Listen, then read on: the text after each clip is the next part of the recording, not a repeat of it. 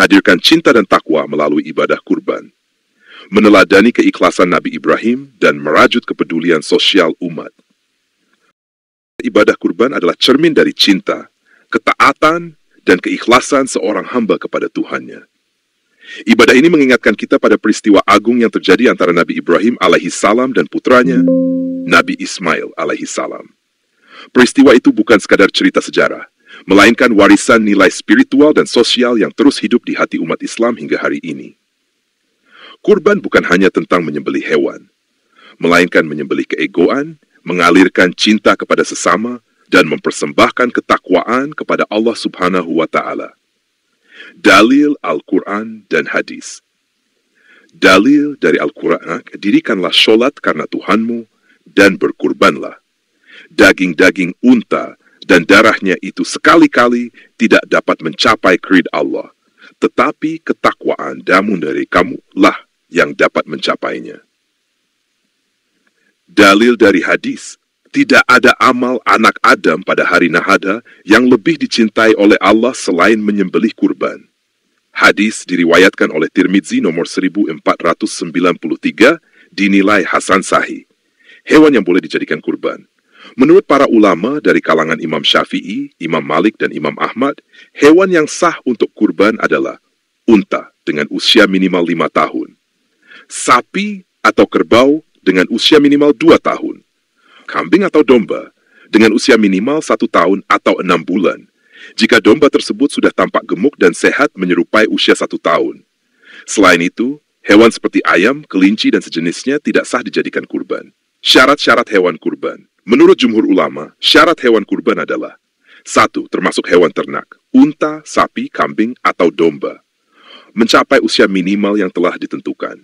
3. Tidak cacat, seperti buta, pincang, sangat kurus, atau sakit parah. 4. Milik sendiri dan bukan hasil mencuri atau haram. 5. Disembelih dalam waktu yang telah ditentukan syariat. Pembagian daging kurban. Mayoritas ulama menyebutkan bahwa pembagian daging kurban dilakukan sebagai berikut. 1/3 untuk yang berkurban dan keluarganya. 2/3 untuk fakir miskin. 1/3 untuk kerabat dan tetangga sebagai hadiah. Namun, jika kebutuhan umat mendesak, boleh seluruhnya disedekahkan kepada yang membutuhkan. Waktu penyembelihan kurban. Waktu penyembelihan dimulai setelah sholat Idul Adha dan berlanjut selama 3 hari tasyirik, yaitu tanggal 11, 12, dan 13 Zulhijjah. Menurut Imam Malik dan Imam Syafi'i, jika penyembelihan dilakukan sebelum sholat Id, maka tidak sah. Larangan bagi orang yang ingin berkurban. Rasulullah Shallallahu Alaihi Wasallam bersabda, jika telah masuk 10 hari pertama bulan Zulhijjah, dan salah seorang dari kalian ingin berkurban, maka janganlah ia memotong rambut dan kukunya sedikit pun. Hadis diriwayatkan oleh Muslim nomor 1977. Imam Syafi'i menganggap larangan ini bersifat makruh tanzih, sedangkan Imam Ahmad menyatakan wajib jika disertai niat berkurban. Anjuran bagi yang ingin berkurban. 1. Berniat ikhlas hanya karena Allah. 2. Memilih hewan yang terbaik dan sehat. 3. Menyaksikan proses penyembelihan. 4. Membaca basmalah dan takbir saat menyembelih.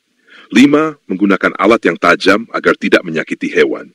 Adab penyembelihan hewan kurban. Imam Nawawi menekankan adab-adab dalam penyembelihan. Hewan dibaringkan dengan lembut menghadap kiblat. Menyembelih dengan cepat dan tidak menyiksa. Tidak menajamkan pisau di depan hewan. Tidak menyembelih di hadapan hewan lain. Membaca Bismillahi Allahu Akbar, Allahumma hadza minkaulaka. Apakah boleh 1 ekor sapi untuk lebih dari 7 orang? Menurut mayoritas ulama, berdasarkan hadis sahih, kami berkurban bersama Rasulullah dengan 1 ekor unta untuk 7 orang dan 1 ekor sapi untuk 7 orang.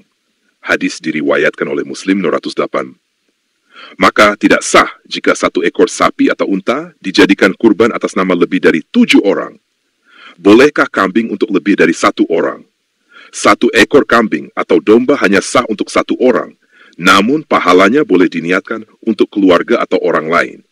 Ini berdasarkan perbuatan Rasulullah yang berkurban 1 kambing atas nama dirinya dan keluarganya. Apakah kurban cukup sekali seumur hidup? Mayoritas ulama, termasuk Imam Syafi'i dan Imam Ahmad, menyatakan bahwa kurban disunahkan setiap tahun bagi yang mampu. Imam Abu Hanifah bahkan menyatakan bahwa orang yang mampu namun tidak berkurban maka berdosa. Maka kurban tidak cukup hanya sekali dalam seumur hidup bagi orang yang dikaruniai rezeki setiap tahun. Hikmah ibadah kurban. Menanamkan ketakwaan dan keikhlasan. 2. Meneladani keimanan Nabi Ibrahim dan Nabi Ismail. 3. Menghapus keserakahan dan memperkuat empati sosial. 4. Membiasakan berkorban harta demi Allah. 5. Meningkatkan solidaritas dan kepedulian sosial.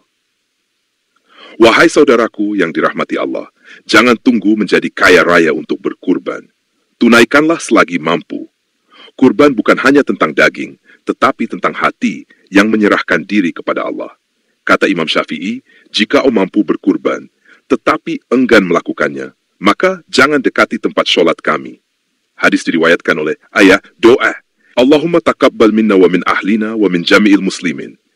Allahumma ja'al hadzihil kurban-kurbanan makbulan wa ajran matsbuta wa dikron layan fadu ya arhamar rahimin. Artinya, ya Allah, terimalah kurban kami, keluarga kami, dan seluruh kaum muslimin. Jadikanlah kurban ini sebagai ibadah yang kau terima, sebagai pahala yang abadi, dan sebagai pengingat yang tidak pernah sirna. Wahai Tuhan yang Maha Pengasih. Sholawat dan harapan. Semoga kita semua dimampukan untuk meneladani Nabi Ibrahim dan Nabi Ismail dalam keikhlasan dan ketaatan. Semoga kurban kita menjadi saksi cinta kepada Allah Subhanahu wa Ta'ala. Shallallahu ala Muhammad, Shallallahu alaihi wasallam. Alhamdulillah, segala puji bagi Allah Rabb semesta alam. Wassalamualaikum warahmatullahi wabarakatuh.